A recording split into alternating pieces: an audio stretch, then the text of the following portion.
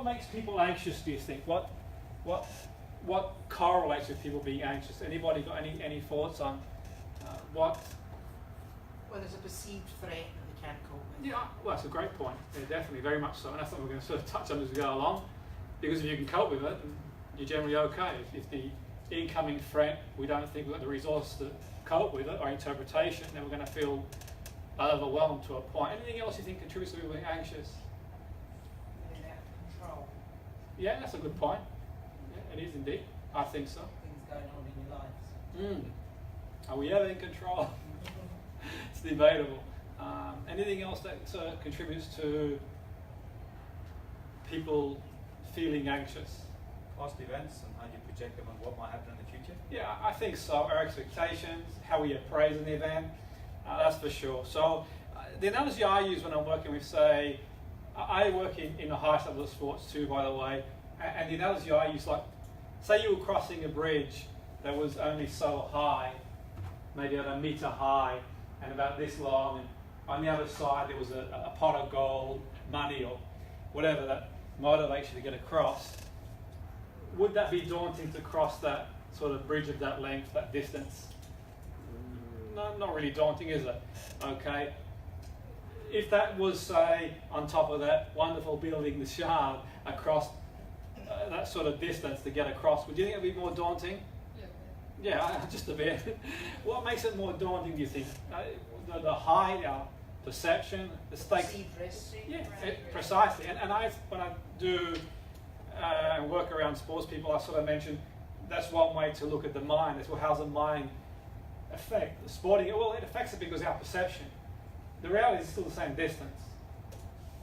The reality is that if you can get across, that's all things being well, the weather being well and not windy and blustery, just all things being equal, that length. And our perception, obviously, if you fall down 1,000 meters, it's a lot more danger than falling down 1 meter or so, one would think. And also the other perception, our spatial awareness. So we sort of look at that and think that our appraisal of the situation has an impact, which we'll sort of touch on as we go along.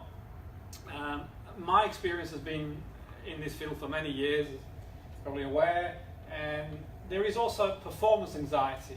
So one might be anxious about performing in sport, in music. A singer might be anxious about the performance. They might sing in the shower really well. Getting like me, I sing really well behind closed doors, but when I'm out there, I don't sing well closed doors overall. But the point being is that the meaning of the event, the stakes are higher then. So presentations, for example. So you might know all the information, you sort of know all your stuff, but you go out to present information, then all of a sudden things sort of get undone. It could be an underlying schema that you have from childhood being told off by the teacher, and that sort of stayed with you whenever you're told to go in front of a group. It could be the presentation means that it's a job interview. It could be just generally lack of preparation. It's multifactorial. So there is that. General anxiety, in general, people get anxious, and it's normal to be anxious. Okay, it's normal. It's okay to be anxious. We all get anxious at time. If you read the stats, I didn't bring any stats in because I don't really have the time to fit it into tonight, but you can email me. There's plenty on the internet. They talk about the anxiety, economic burden. I sort of look at the social burden. It's always economic burden when you read these sort of statistics, and you think, what about the social burden? People not enjoying life. But the economic burden is huge, and they're paying attention now because they realise actually we're going to have a problem. Anxiety and depression is always battling it out like an arm wrestle. And I think, in my opinion, it would make a lot of sense to educate people young about the brain and teach them coping strategies. Teach them about how emotion works. We don't all start equal, you could argue, in the sense biologically, psychologically, sociologically. But we all run our own race, but we can all improve. By about 5 years of age, 90% of your brain is pretty much wired up. So the earlier you can sort of get to people, the better, one could argue. That said, after 5, neuroplasticity and all that, we know you're still rewiring the brain, we still have a good chance. The younger we are, the more malleable we are. that's what we know from that point of view. Malleable being, say you had to learn a new language now, it'd be harder to learn if you were learning it when you were, say, 5 or 6. So I think some of the input I'm providing, and I've sort of joined the committee recently of the BPS, I want to put this forward. I want to say, look, we need to get the people younger. And if that's what their agenda is from a government perspective, then it will help that. Mine is more social in that sense. I'd like to see people be able to have an enjoyable life as much as one can enjoy, but I see things from my point of view, but I can appreciate this point of view too. They're both important, and I think the younger, the better, okay? Because I think you're more malleable, it gives you a better chance for an adaptive life, one would think. Ironically, we pressure young people more than they can probably tolerate. And that's happened not just this generation, our generation too, generation before that. We all have our pressure, and the pressure of not choosing a career, the pressure of the exams, and these are important. I'm not being all wishy-washy, airy-fairy here, but that's the reality. The brain doesn't work well under stress. And you won't see the effect straight away, by the way. It's like a piece of paper analogy that I use sometimes. I've got this. I could rip one piece, you won't notice. I could rip 2 pieces, probably won't notice. If I keep ripping, what do I end up on the floor with? A mess. And I think that prevention is better than cure. If you want a workforce that's confident, motivated, start young. Okay, don't leave it once the person's gone through a breaking point. Okay, now things like empathy, compassion goes a long way. Empathy is crucial, not being too hard on ourselves and people around us. It's quite useful. It's really, really good. The world can never have enough empathy, I think. Now, people don't make mistakes on purpose. People get things wrong. We're all learning. We're all doing our best we can to the point. It's not an easy world to live in the sense that our primal brain has been layered upon layer of evolution, and we've sort of got this new brain, the frontal cortex. It doesn't always land well. Animals feel emotions. They don't have that layer of the brain that we have to sort of stew over the emotion, which you mentioned earlier before, which can create a problem, but it can be a good thing too. I'm going to sort of briefly touch on this, okay? So if you look at anyone come across the DSM-5? Okay, so you're aware of DSM-5. So the DSM-5 has got their criteria to diagnose psychiatric diagnosis. It's published by the APA, American Psychiatric Association. 2013 was the last update. It's not without its critics. I'm not here to talk about the DSM. I'm just here to sort of give you an illustration of what their take is on, to an extent, on anxiety. You can read the NHS website. You've got different viewpoints on there. The BPS position on it were critical at one point for various reasons. Mine, the organisation, quite positive. Now, it's been around, I think, since 1960. A major revision, the third one in 80, DSM-3 was a major revision, and it was probably political, really. I think, in my opinion, reading between the lines, and when I wrote about it in a dissertation as part of the one of the dissertations I wrote, you can see the psychiatry was sort of under attack to a certain extent in the 60s because they had these diagnoses, but where were they coming from? They weren't necessarily pathological, biological. And if you look at the medical field, they've got, say, 5 things, for example, that could affect a certain organ, where at that point was probably pretty reduction. Especially at the 50s, digitalization, the end of aquatic, all these things were going on, that backdrop, okay? And the other 3, and the 3 sort of gave some sort of term. So there's plenty of positives, because now you had some language that people could all use. The negative being is that, okay, we're using criteria, which the 5, they did a major revision in 2013. And I think, in my opinion, by the way, I think when they wrote the 5, the DSM-5, the goal was the correlation with the genome project you probably heard of before. The genome being, we were going to know all about causation. It never really materialized. We're a little bit too damn complex as human beings. And I think possibly the aspirations of the 5, that project, perhaps maybe got a bit caught out in that respect in terms of the whole new project. Still effective amongst obviously professionals who use it. And by the way, it's an American publication. In the UK, they also use the UK ICD-10 too. And the reason I bring it up is that the DSM outlines for anxiety. You read the manual, and they talk about these are the main anxieties in there. Obviously, there's 200 and something conditions. Main anxieties are general anxiety disorder, separation-specific phobia, social phobia, panic disorder, agoraphobia. They're sort of the main ones in the manual, if you care to read the manual. And they're the main ones. What they did is separate categories. So they separated OCD, obsessive compulsive disorder, and they separated PTSD. Now, that's only very brief, okay? If you get a chance to read or email them to get a more comprehensive guideline. And the only reason I bring it up, by the way, is the clinician will generally make an assessment based on diagnostic criteria. So there'll be a diagnostic criteria for GAD, which I don't have time to go into. And it's really no business of mine because I don't use, it's not my field. And the reason I bring that up is important is that, okay, so we talked about what contributes to anxiety. Well, it's a diagnostic criteria. It's standardized assessment as well. I'll use the person doing the diagnostic. But why is it important? I guess it's important because, in one sense, when I used to work in care homes, for example, in education, if the young person had the label ADHD, they'd get more support. Now, in the DSM, there's a diagnostic. If you read the diagnostic, on any given day, I probably have those symptoms too, and so do all of you. That's not criticizing it, it's just saying, okay, biologically. So biologically, how deep empirically?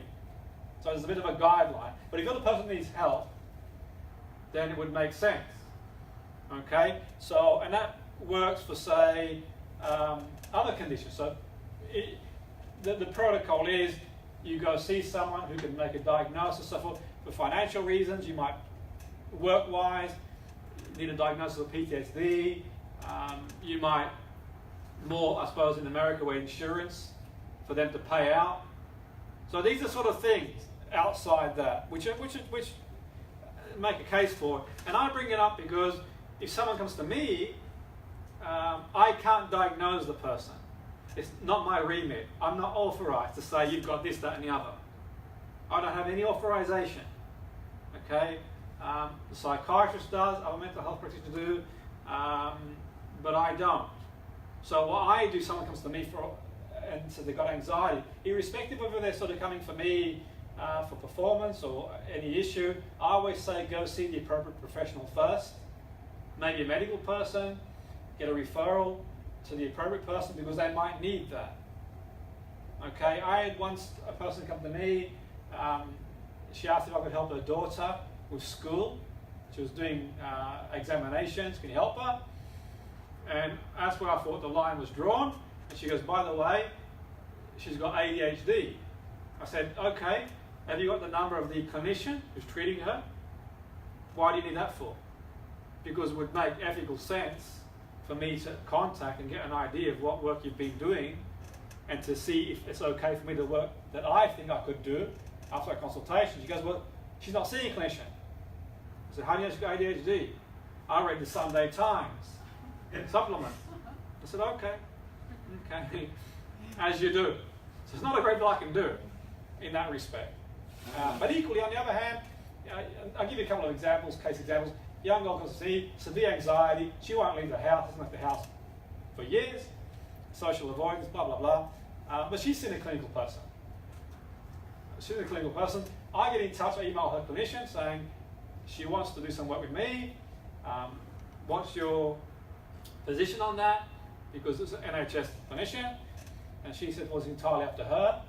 I said, I can tell you what I intend to do work-wise based on some of the consultation notes I have, the conversation I've had. And she said, okay.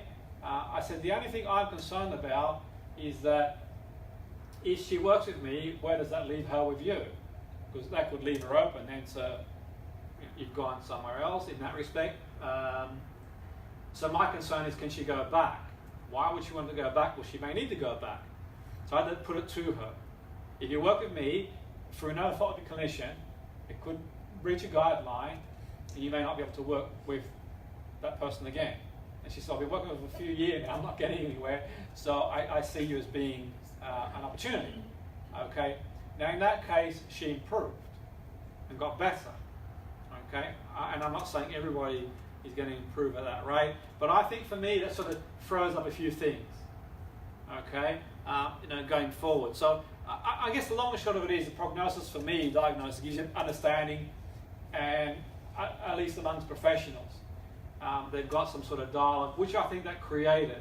But it's not my place to talk about the DSM, but I've just put it out there. That's some of their main sort of anxiety disorders, and they've separated that these two from the four these used to be, because OCD and PTSD obviously create anxiety too, but they've got their own subcategories, if that makes sense. I haven't got time to go into too much detail, and it's not my area anyway, but do, if you get a chance, possibly reflect on that if it's your field. If it's not, okay, it's entirely up to you. A clinician will do more than that. So a clinician's not only going to do that, they're going to sort of ask questions, have protocols, and so on and so forth, diagnostic-wise, as you do, okay? So I suppose the long and short of it is that we all need to know our remit here. And it's really important that we do. We extend the skills based on our remit, because in coaching, for the coaches in the group, there's a line between coaching and clinical. And it creates big problems, I think. Big problems, because it could even be the sports psychologist in football treats the player who's got an addiction, who probably needs to see a clinician. It could be that a coach who's treating someone for some sort of anxiety that's linked to PTSD, and they may need other help. So there is a fine line, really, and I think for me, we sort of tread carefully. So the way I sort of get some clarity, whenever anyone comes to me for any sort of work around that area, I always suggest they go see the medical person first, clinician first, see what their take is on it, and then we can bat from there. Okay? Because if nothing else, I can't authoritatively give them a diagnosis. It's not in my remit to do that at this moment in time. Whether it is in the future, we'll see. But at this moment in time, where I'm at the moment, in the work I do, I don't have the authority to do that. Okay, it has to be a specific mental health professional like a psychiatrist. They may need medication. I'm not a doctor, so I'm not a medical person, I can't prescribe that if they need that. Okay? I can't section someone, and they may be in danger. So these are things to consider, because coaching and even therapy, and the loose regulations in therapy in the UK, by the way, and not sort of, saying one thing or the other, but you can open Pandora's box. And where does the person go from there? And I think it's important, to sort of err on that sort of side. So I suppose, for me, the other side of things too, where anxiety is concerned, you've got other issues they could have. Thyroid, okay, neurotransmitter imbalance.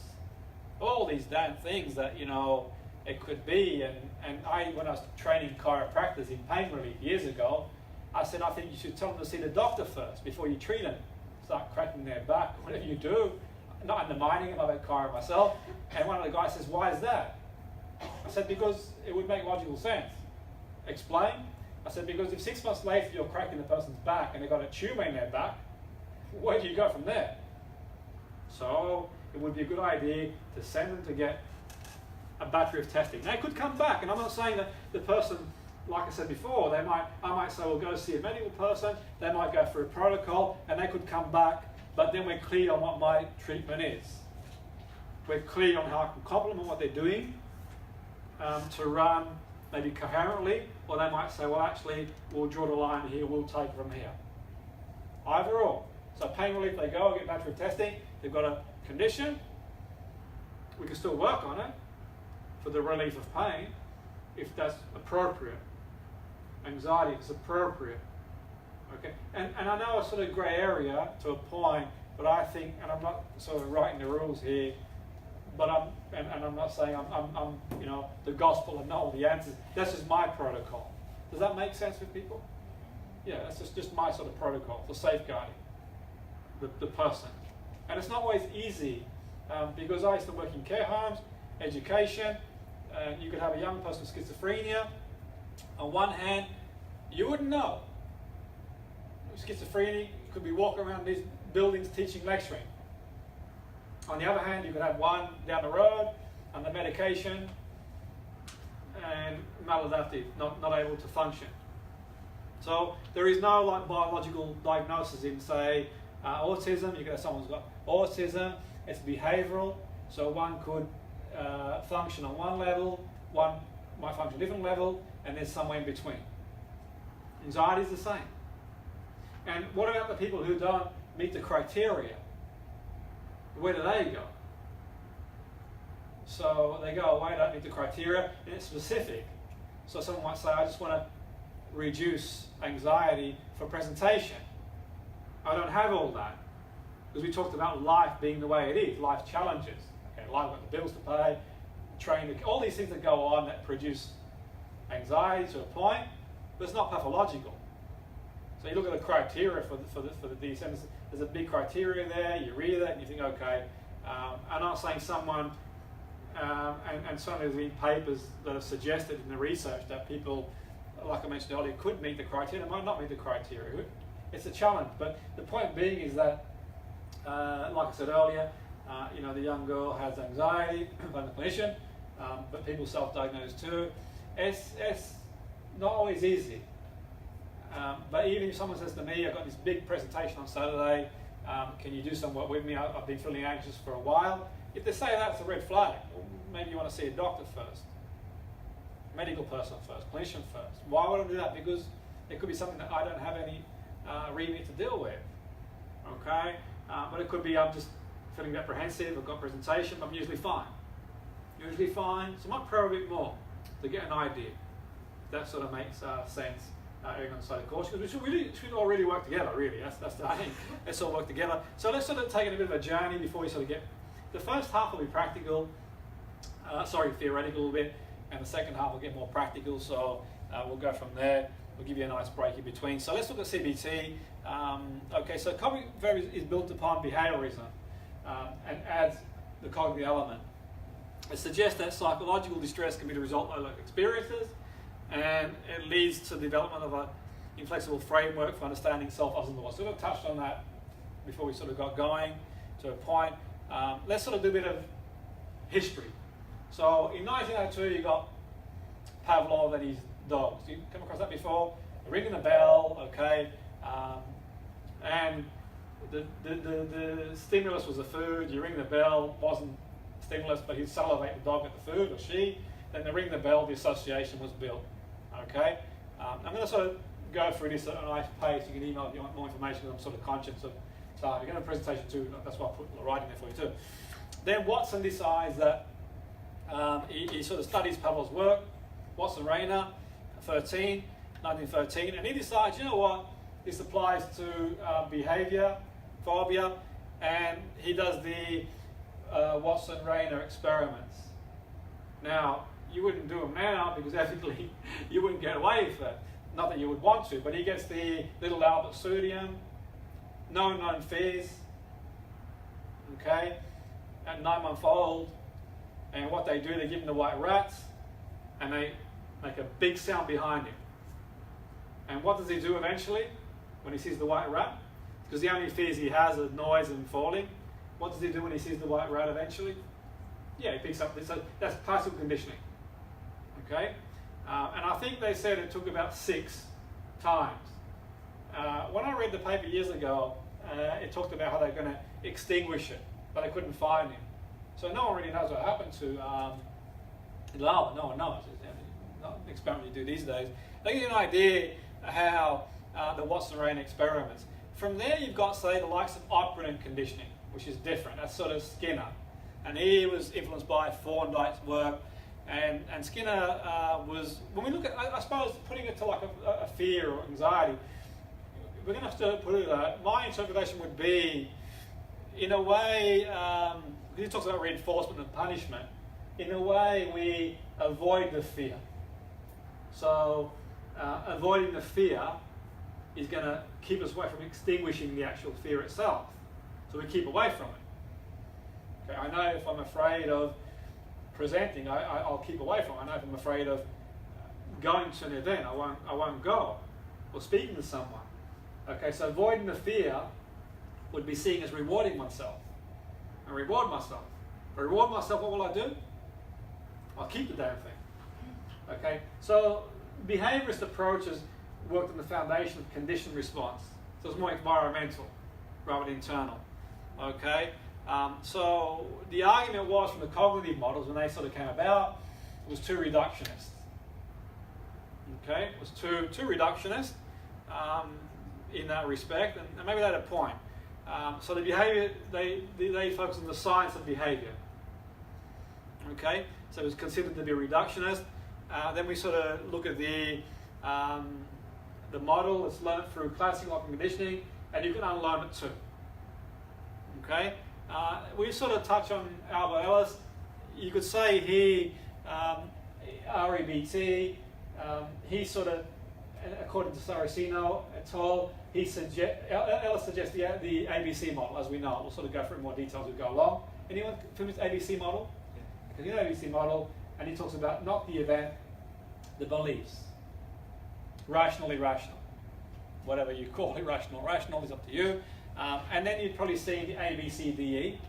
Come across that before? And that's the extension. In a way, really it's the same, because really you dispute and new effects. So the ABC, activating event, beliefs, consequences. The consequence is emotion, behavior, physiology, and then you've got like a disputer, and then you've got the new effect. Okay, and you could say that both target beliefs as a fundamental course of treatment. So we'll talk about the crossing the bridge. We'll talk about the beliefs about maybe going out dancing, presenting, whatever we've got. Beck talked about the appraisal of a situation.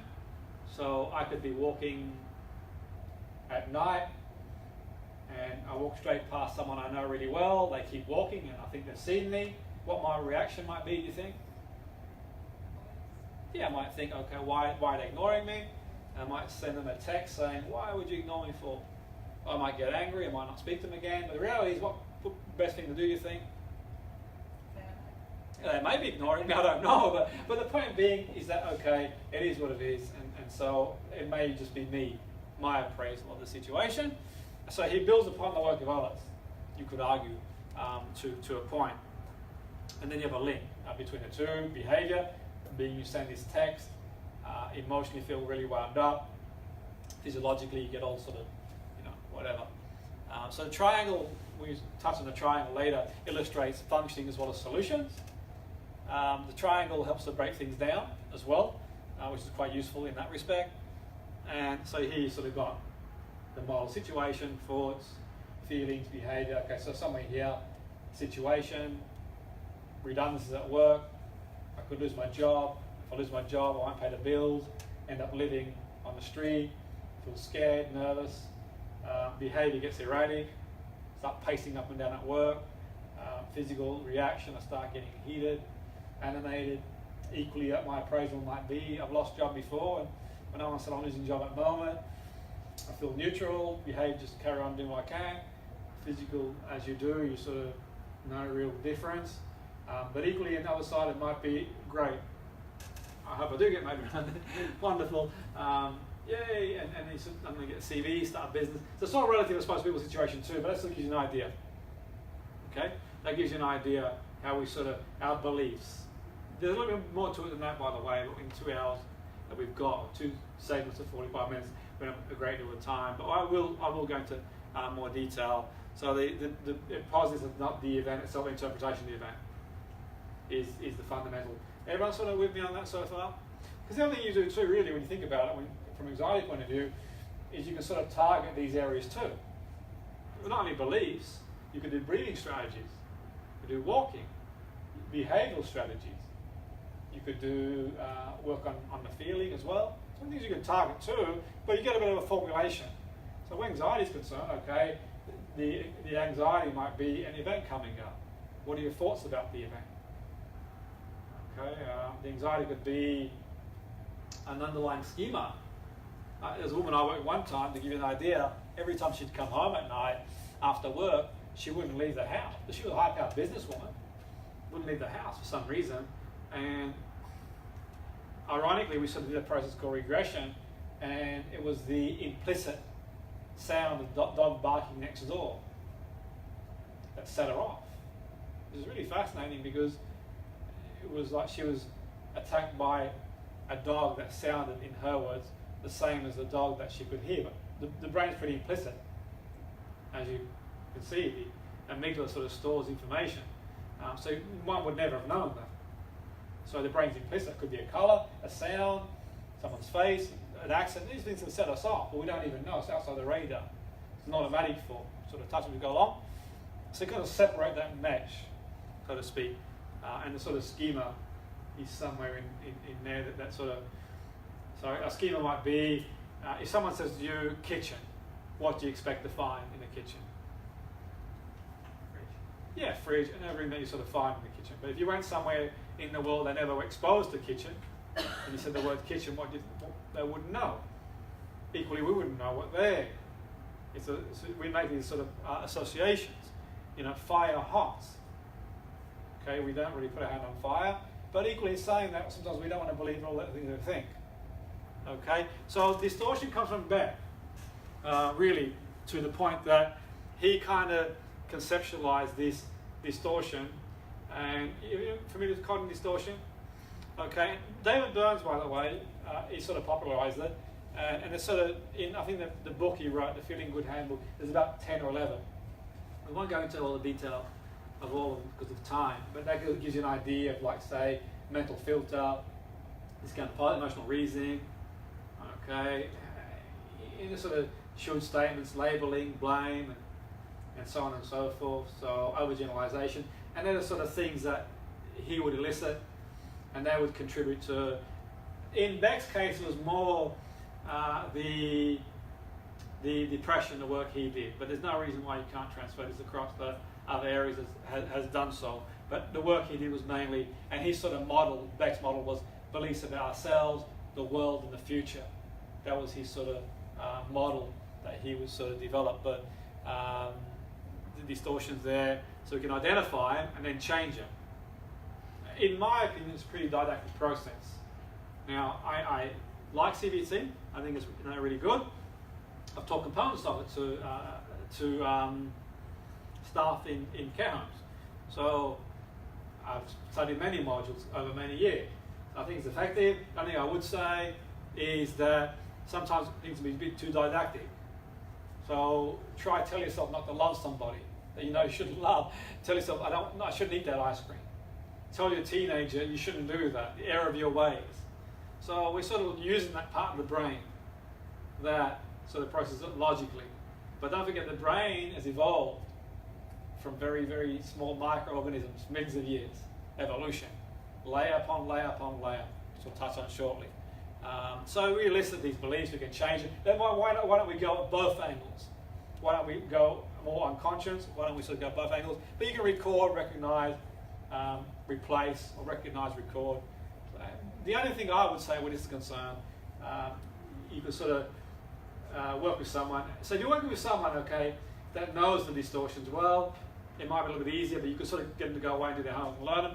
I was working with a woman one time, we used to present together, and she got a really bad review in the presentation, and it sort of put her off presenting for a little while, and I sort of sung from her hymn sheet. She understood this model, and okay, she got 19 good reviews, mental filter, she's focusing on the bad one, blaming herself, label, emotional reasoning. I just feel that they only were nice to me, that's why they wrote good reviews, so on and so forth. So you can go away and discount the positives, focus on one bad one, forget 19 good ones. So you sort of know, so you can easily write it down, record, recognize, start replacing it.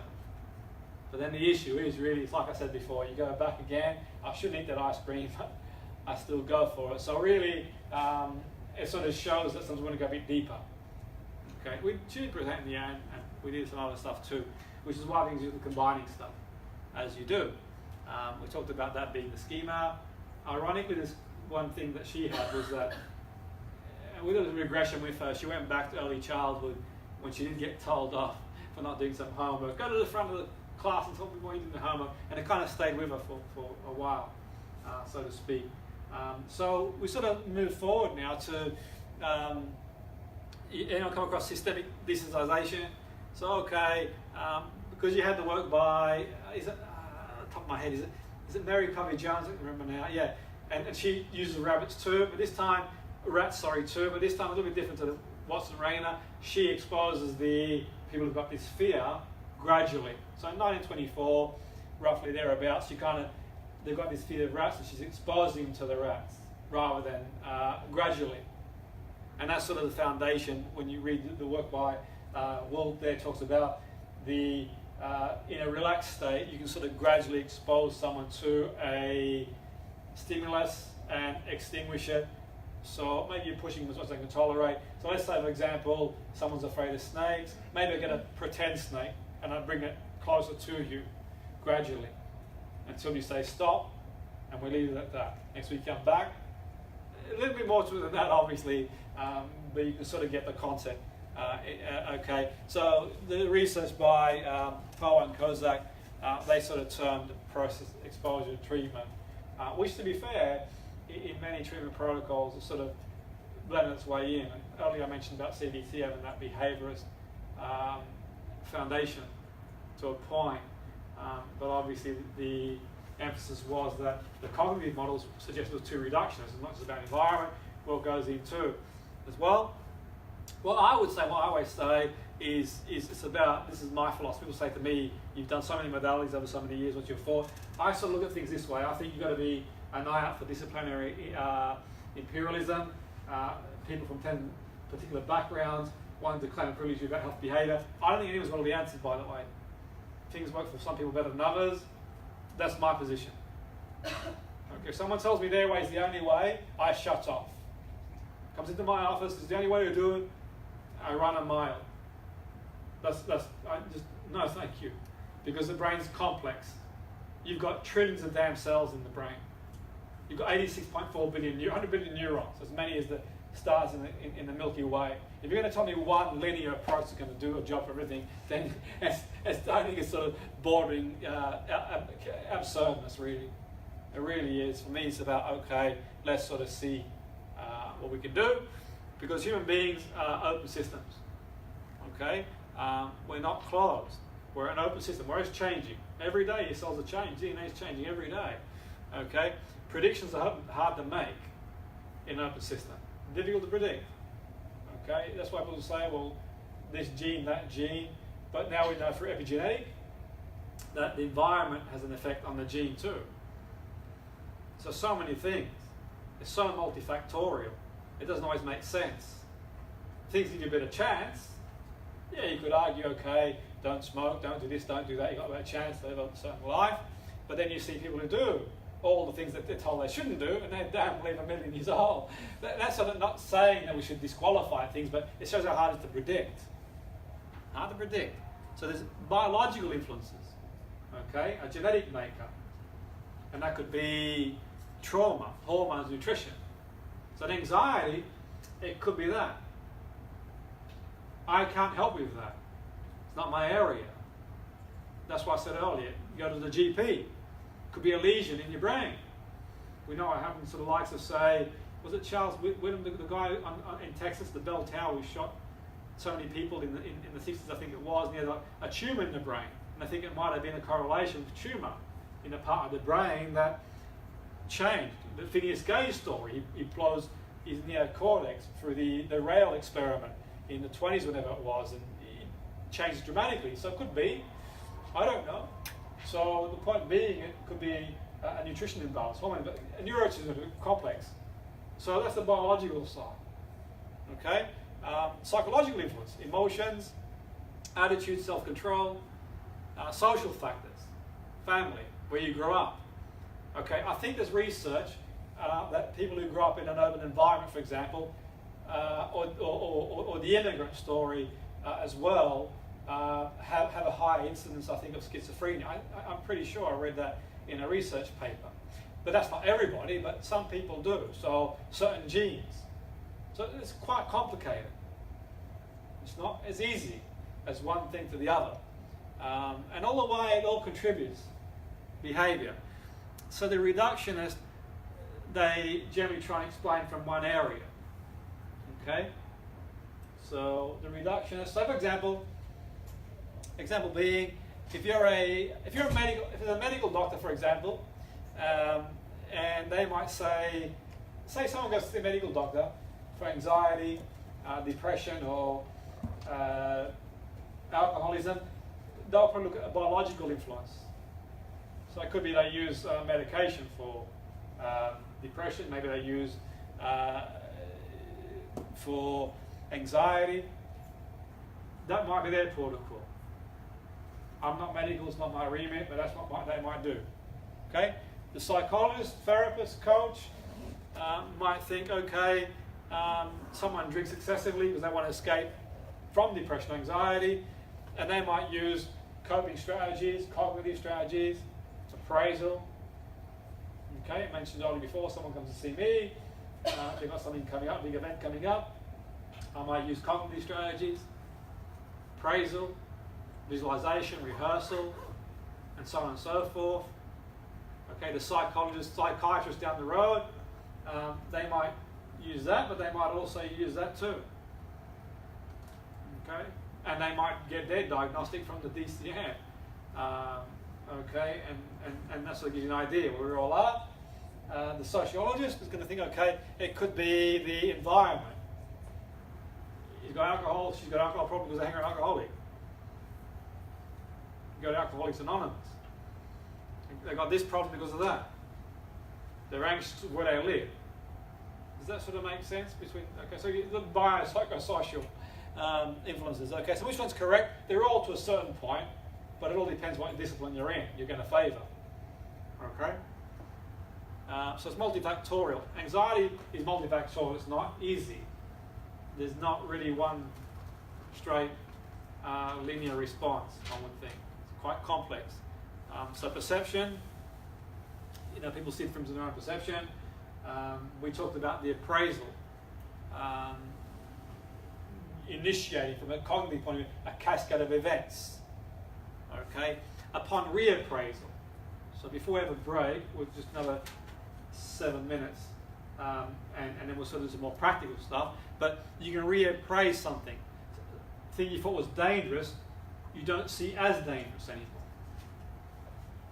The way I like to work in that capacity is experiential. I believe we change for experiences.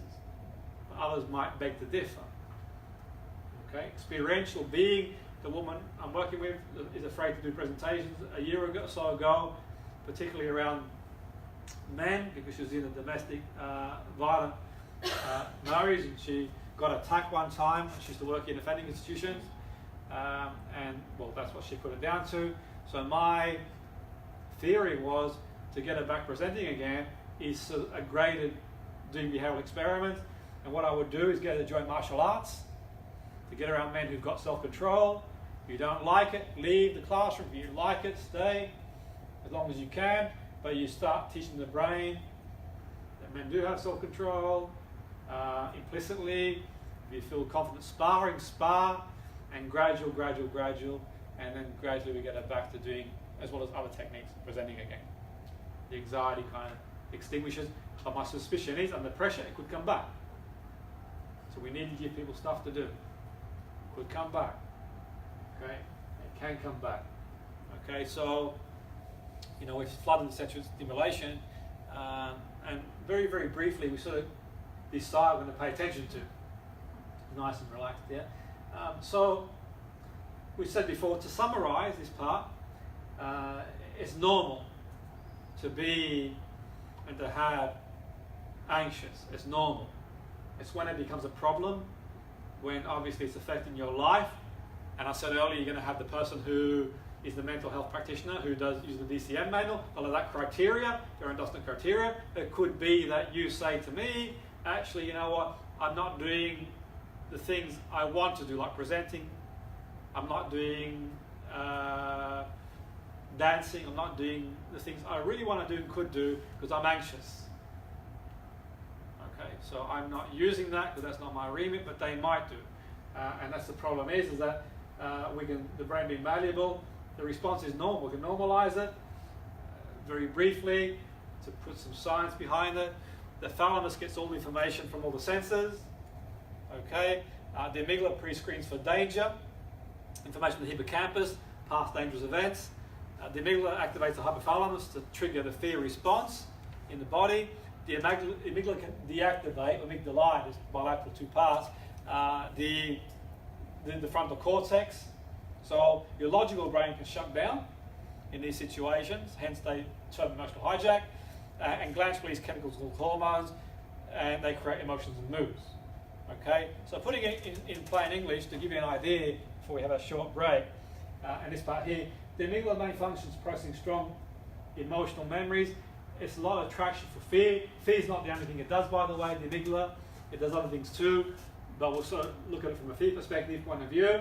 So when I was very young, about 14, 15, I'm walking home from school. I started to walk home from school, as you do one day, and normally it's a nice walk, 2-mile walk, but one day when I'm walking home, some guy is sitting in front of his fence, and he comes up to me with an axe and starts shouting and screaming, okay, as one does, you know, a normal day, not really a normal day. No. So I sort of was sort of bewildered. What do you do? So I go home and tell, as you do, friends and family, like, what can we do? And ironically, I catch the bus for 3 or 4 days in a row, but I'm walking back now after 3 or 4 days from school, and he's not there. But I still see him in my mind. I still hear him. I still think he's there. And I'm wondering, what should I do? What should I have done? Should I have hit him? Should I have ran? Should I have screamed? And even though I'm telling myself, he's not there, you're fine. Just, I still had the reaction. So the amygdala, okay, processing that fear, is doing what the amygdala does. So you can tell yourself all you want. You walk in a dark alley and you hear steps behind you, the tennis match sets off. If you hear a bang in the kitchen tonight, the tennis match between the primal brain, the limbic brain, and the neocortex. Is it the intruder? Is it the dishes? And you walk down the stairs, actually I left the window open, I think. Well, actually I left the dish over the kitchen sink, until eventually you see dishes on the floor and they come into agreement. There's a bit of a tennis match going on there.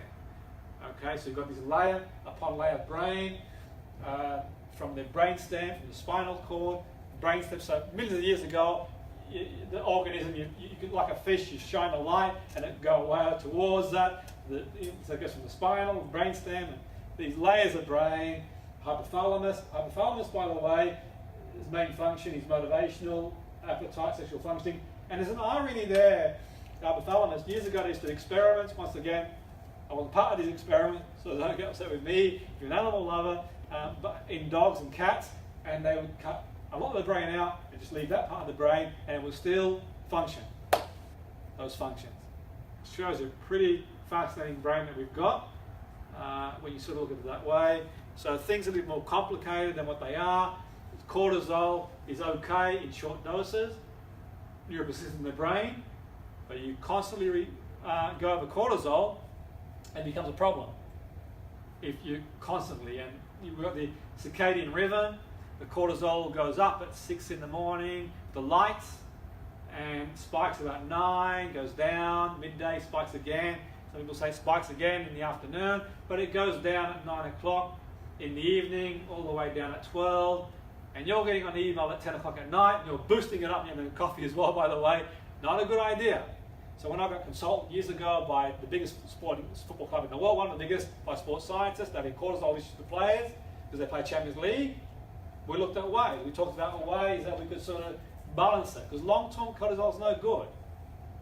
Long-term is not good. We know that the chemicals, the toxicity it produces is a danger to the brain cells. not good. Another story for another day. But the key point, if we have a short break for 10 minutes, is, for me, it's about going from maladaptive to adaptive. That's the purpose of therapy, and the purpose of coaching, one could say, is goal orientated. Okay, what am I doing now? What do I like to do? Okay, which is sort of key, which we're going to touch on after the break. So if we have a break for 10 minutes, is that okay for everybody? So we come back at, say, 8:18, and then we've got the second half. The second half will be a lot more exciting, so do come back as you do. But is that okay for everybody? Sort of hit them up? Okay, so if we sort of come back, it's 8:19, and then we go again. Thank you. Okay, yeah, we're streaming anyway, so.